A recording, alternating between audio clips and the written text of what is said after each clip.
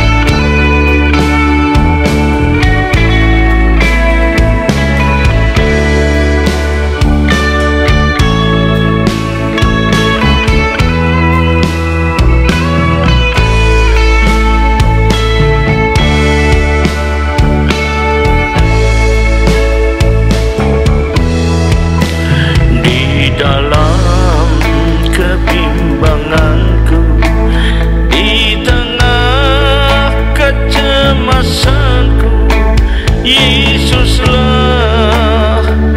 pengharapanku di masa-masa sukarku, di saat-saat sakitku. Engkaulah penolong dan penyembuh bagiku. Hatiku tenang di dalam naungan-Mu, Tuhan. Masa depanku indah bersama-Mu, Yesus. Ku percaya Kau selalu menyertai aku, asalkan ku mau tetap taat dan setia. Hatiku tenang di dalam naungan-Mu, Tuhan.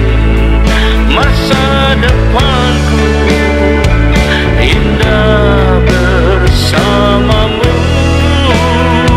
Yesus. Ku percaya Kau selalu menyertai aku, asalkan ku mau tetap taat dan setia. Asalkan ku mau tetap taat dan setia.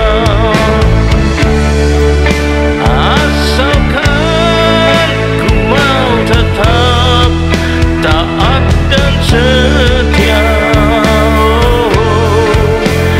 Amin.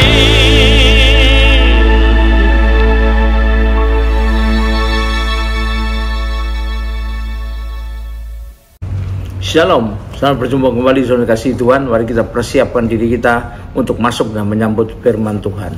Marilah kita sebelumnya kita berdoa. Terima kasih Tuhan, kami umat-Mu siap menyambut firman-Mu. Urapilah kami semua dan urapi hamba-Mu yang akan menyampaikan firman ini, agar firman ini tidak kembali dengan sia-sia, yang boleh tumbuh dalam hidup kami dan menghasilkan buah yang baik dan berlipat ganda, yaitu sampai 30 kali, 60 kali, bahkan 100 kali ganda. Dan terima kasih ya Tuhan, berikanlah pada kami juga urapan roh, hikmat dan wahyu daripada-Mu, agar kami boleh menangkap dan mengerti maksud isi firman-Mu ini dengan baik dan benar, yaitu tepat seperti apa yang Kau maksudkan kepada kami sebenarnya. Terima kasih Tuhan, kami siap sambut firman-Mu ini hanya dalam satu nama yang berkuasa, yaitu nama-Mu, Tuhan Yesus Kristus. Haleluya. Amin, haleluya, puji Tuhan. Shalom sekali lagi saudara kasih Tuhan. Mari kita persiapkan diri kita untuk masuk dalam firman Tuhan. Nah, tema firman Tuhan pada saat ini saya pilihkan, Tuhan yang memberikan kepada kita, tapi Tuhan juga bisa mengambil daripada kita. Nah, apa maksudnya itu? Memang kita tahu Tuhan pasti akan memberikan yang baik pada kita, kan Dia Bapa yang mengasihi kita. Tapi jangan salah, Dia juga Tuhan yang bisa mengambil apapun daripada kita sepanjang itu dipandangnya kurang baik bagi kita, walaupun itu betul-betul kita sukai, betul-betul kita cintai. Nah, konteks ini bukan berarti Tuhan tuh seenaknya, semaunya, otoriter, bukan ya, kejam, bukan. Tapi apa yang dimaksud, apa yang Tuhan berikan dan apa yang Tuhan ambil daripada kita. Yang pertama, kita perlu ngerti bahwa Tuhan bisa mengambil segala sesuatu apa saja. Kalau Dia tahu, yang karena pasti tahu Dia, bukan kalau Dia tahu ya, maaf, karena Dia tahu itu nantinya akan atau bakal merugikan buat kita secara rohani. Nah, sebaliknya Dia akan memberikan apa yang baik yang akan menguntungkan bagi kita juga secara rohani, bukan hanya secara jasmani. Tuhan pilah-pilah, Tuhan tahu dan mengerti semuanya. Jadi bakal menguntungkan kita, Dia berikan pada kita. Tapi kalau bakal merugikan kita, diambil daripada kita. Walaupun kita sangat menyayangi itu ya. Kita baca dulu yang pertama di Ayub 1 ayat 21. Bukan ayat 1, ayat 21 ya. Ia berkata, dengan telanjang aku keluar dari kandungan ibuku, dengan telanjang juga aku akan kembali ke sana. Tuhan yang memberi, tapi Tuhan juga yang akan mengambil. Terpujilah nama Tuhan. Ini kata pengakuan Ayub ya. Berikutnya kita baca di Matius 7 ayat 11. Firman Tuhan berkata, jadi jika kamu jahat itu tahu memberi pemberian yang baik kepada anak-anakmu, apalagi Bapa di surga, ia akan memberikan yang baik pada mereka yang meminta kepada dia. Dia akan berikan yang baik, tapi jangan lupa dia juga akan mengambil apa yang tidak baik buat kita. Nah, kita perlu tahu ya, saya yakinkan bahwa Tuhan itu memberikan yang terbaik pada kita, karena dia Allah yang baik, Allah mengasihi kita, Bapa yang mengasihi kita. Kita baca di Yakobus 1 ayat 17. Setiap pemberian yang baik dan setiap anugerah yang sempurna datangnya dari atas, turun dari Bapa segala terang. Padanya tidak ada perubahan atau bayangan karena pertukaran. Ya, ini kita perlu tahu dengan baik. Ini jelas diberikan, Tuhan akan berikan terbaik bagi kita. Tapi sebaliknya, ia akan mengambil apa saja segala sesuatu bahkan yang kita sukai, kita sayangi, kita cintai. Tapi kalau itu membuat kita jauh, menjadi makin jauh daripada kebenaran, makin jatuh dalam kedagingan ya, dia ambil. Kita bisa baca di Efesus 4 ayat 31. Segala kepahitan, kegeraman, kemarahan, kegaduhan, dan fitnah hendaknya dibuanglah dari antara kamu. Demikian juga segala kejahatan. Jadi kalau ada yang mendorong kita ke arah sana, pasti diambil oleh Tuhan supaya kita tidak jatuh ke sana, terkontaminasi ke sana ya. Kita baca Ibrani 10 ayat 34. Sekali lagi untuk poin ini kita baca di Ibrani 10 ayat 34. Nah, memang kamu telah turut merasakan penderitaan orang-orang hukuman ketika hartamu dirampas. Kamu menerima hal itu dengan sukacita. Kamu tahu bahwa kamu sendiri memiliki harta yang lebih baik dan lebih tetap. Nah, ini yang mendatangkan, mendorong kita pada kedagingan dan dalam keinginan duniawi. Itu kalau perlu Tuhan izinkan dirampas daripada kita, atau bahkan Tuhan yang ngambil daripada kita, supaya kita tidak terikat di sana, supaya kita bisa makin dekat kepada Tuhan. Jelas sekali ya, itu yang pertama. Yang kedua, kita harus pelajari, dia dapat mengambil apa saja yang dipandangnya jahat, kapan saja. Dia bisa ngambilnya kapan saja. Juga dalam memberikan yang baik, kapan saja bisa diberikan. Mari kita baca Titus 1 ayat 3. Tidak tunggu waktu-waktunya, dia bisa ambil kapan saja ya. Kita baca Titus 1 ayat 3. Pada waktu yang ditentukannya, jadi kapan saja bisa itu ya, tergantung keinginan Tuhan. Pada waktu ditentukannya, ia telah menyatakan firman-Nya dalam pemberitaan Injil yang telah dipercayakan kepadaku sesuai dengan perintah Allah Juru Selamat kita. Segala sesuatu ada waktunya, dan itu waktunya Tuhan ya. Lalu kita baca lagi Pengkhotbah 3 ayat 1-5. Pengkhotbah 3 ayat 1-5. Untuk segala sesuatu ada masanya. Untuk apapun di bawah langit ada waktunya. Ada waktu untuk lahir, ada waktu untuk meninggal, ada waktu untuk menanam, dan ada waktu untuk pencabut yang ditanam ya. Jadi kalau mendatangkan dampak negatif, pasti Tuhan ambil kembali. Tapi kalau yang terbaik Tuhan tahu, pasti Tuhan berikan ya. Ada waktu untuk membunuh dan ada waktu untuk menyembuhkan, termasuk perasaan kita ya. Ada waktu untuk meruntuhkan, ada waktu untuk membangun, ada waktu untuk menangis ya, karena yang kita sayangi tapi Tuhan anggap kurang baik, Tuhan ambil ya.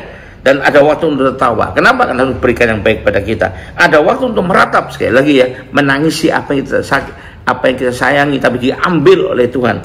Dan ada waktu untuk menari. Kenapa? Gira yang gembira, karena yang baik Tuhan beri kepada kita. Waktunya ada sendiri, itu waktunya Tuhan ya. Kita harus percaya dengan itu, dan kita harus tahu. Jadi kapan saja bisa tergantung sama Tuhan. Saya teringat beberapa tahun yang lalu, waktu itu saya melayani tempat satu gereja yang mana di gembalanya ada teman saya. Waktu itu dia minta tolong, Pak, katanya, tolong doakan jemaat saya ini. Katanya ada seorang ibu yang sudah bertahun-tahun menikah, tidak bisa punya anak, bahkan hamil saja pun tidak bisa. Nah, sedangkan mertuanya, jadi orang tua suaminya, sangat ingin punya cucu, dan mereka punya keyakinan kalau orang tidak punya anak itu hidupnya itu berarti terkutuk ya. Nah, maka dia sangat menderita, merasa bukan saja karena belum punya anak, tapi karena ini serangan-serangan dari pihak mertuanya. Lalu kemudian teman saya gembala ini minta tolong doakan, didoakan kemudian ya. Nah, pada waktu itu berapa bulan kemudian saya itu berapa lama kemudian saya diundang lagi ke tempat sana. Waktu saya datang, saya ingin ketemu ya, dengan ibu itu. Ternyata tidak ada ibu itu. Saya tanya pada teman saya gembala, mana ibu itu ya? Oh itu habis doa itu katanya pada periode mens berikutnya langsung hamil dia. Ternyata punya anak, haleluya, puji Tuhan kata dia. Lah tapi kenapa sekarang nggak ada? Kan makanya mesti bersyukur. Nah ini masalahnya katanya. Dia terlalu sayang sama anak yang diberikan Tuhan padanya itu. Akibatnya dia bilang gini, harus merawat anaknya, tidak bisa ninggalkan anaknya karena anak masih bayi, tidak mungkin dibawa gereja, maka dia tidak muncul ke gereja sama sekali. Nah ini untuk memberikan perhatian sepenuhnya pada anaknya. Jadi ini sesuatu yang sangat disayangi olehnya, yang diberikan oleh Tuhan.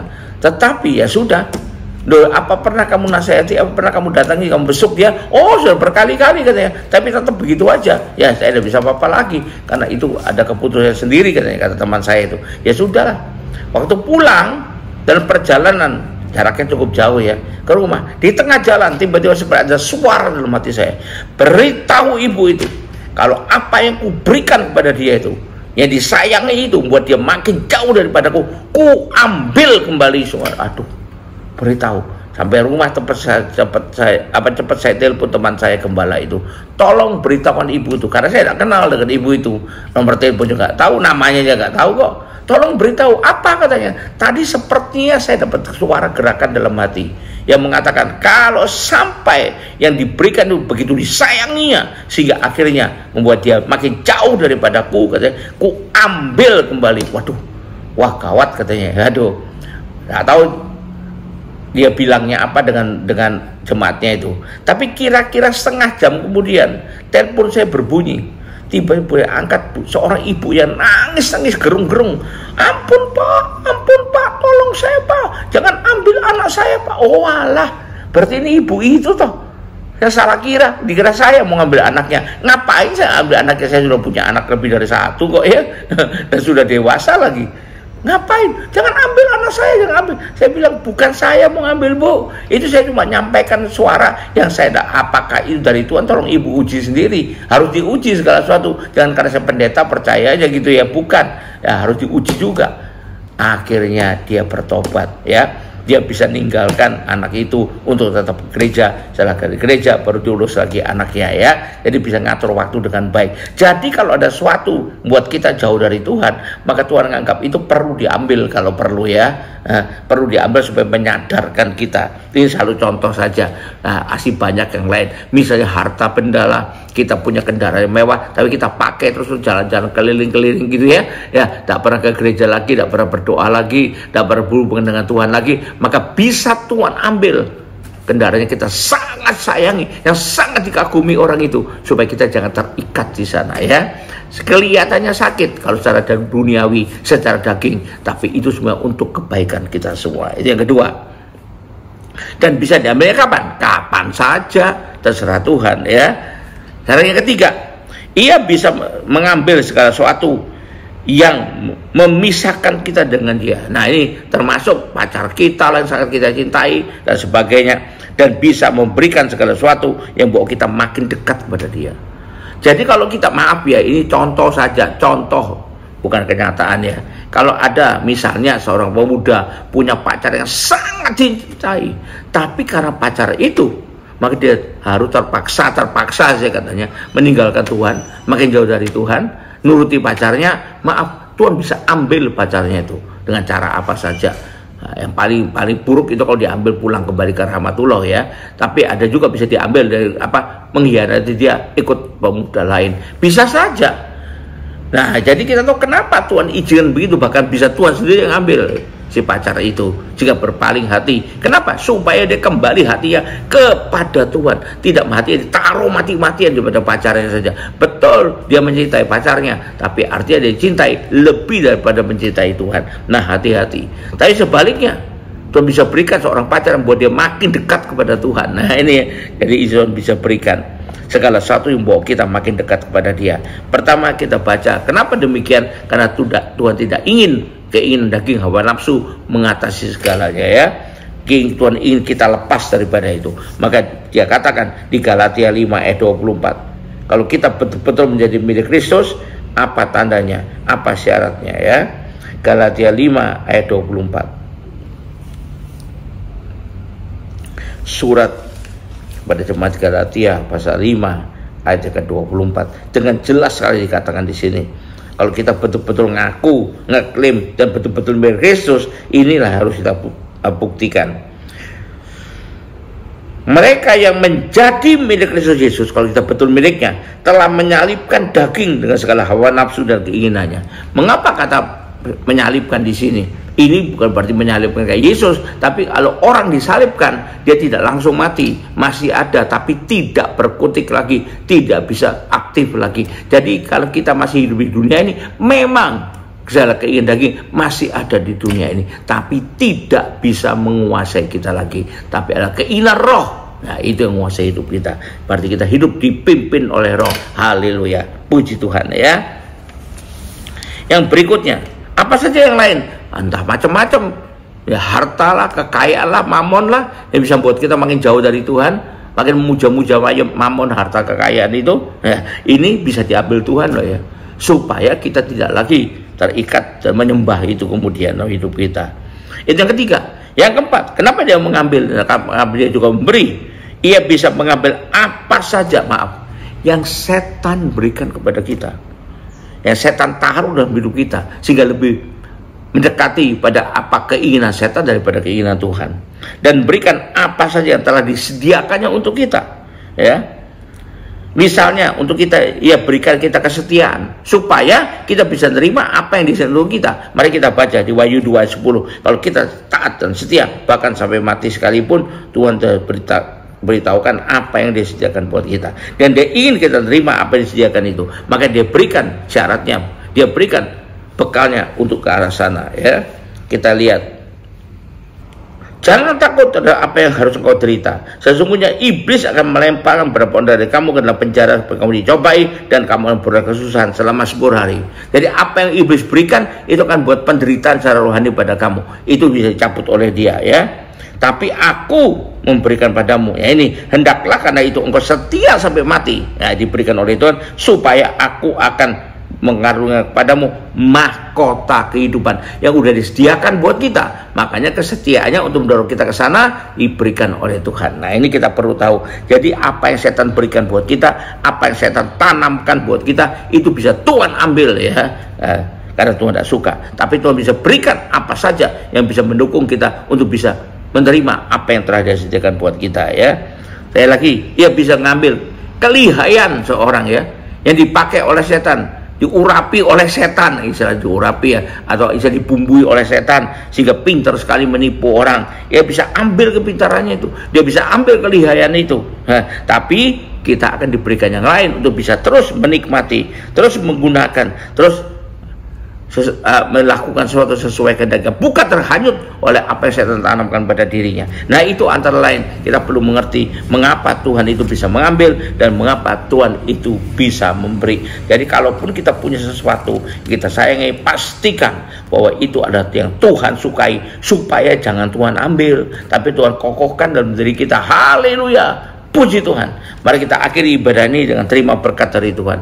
Angkat kedua tanganmu, terima berkat Tuhan. Kembalilah ke aktivitas masing-masing dengan berkat yang terbaik dari Allah Bapa di sorga, dengan kasih karunia dan damai sejahtera dari Tuhan kita Yesus Kristus, juga dengan persekutuan, pertolongan, penghiburan, kekuatan, terutama urapan yang penuh dari Roh Kudus, buat kita bisa memahami dengan sebaik-baiknya. Nah, tentang tindakan, tentang cara kerja Tuhan kita, di mana akan mengambil apa yang merugikan bagi kita dan akan berikan apa yang menguntungkan bagi kita, terutama secara rohani di penilaiannya. Dan biar itu menyertai kita mulai saat ini sampai sepanjang tahun ini, sampai Maranatha, di mana Tuhan Yesus datang kembali, second coming, bahkan sampai selama-lamanya. Yang percaya dan sudah terima berkat Tuhan, sama-sama katakan amin. Terus berkati, haleluya, puji Tuhan. Sampai jumpa.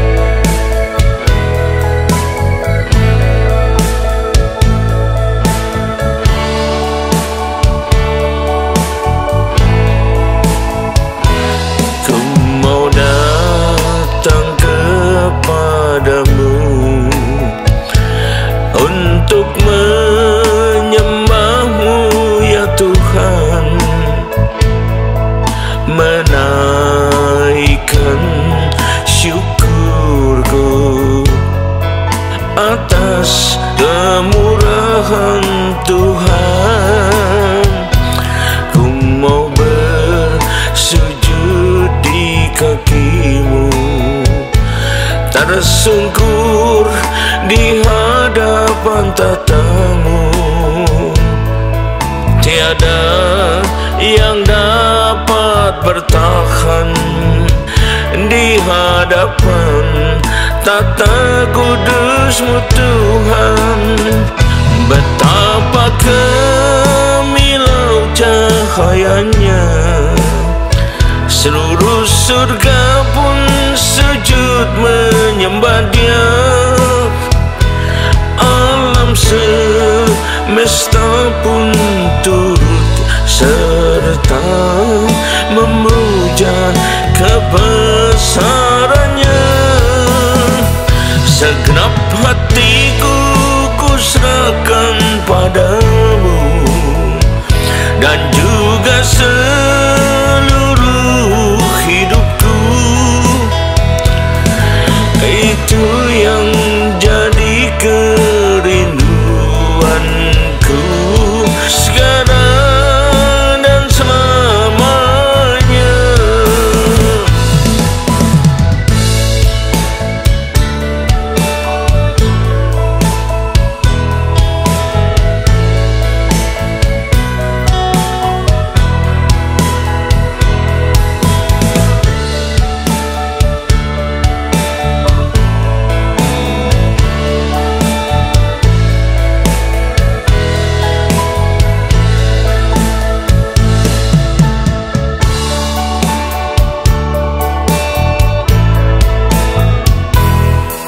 Mau datang kepadamu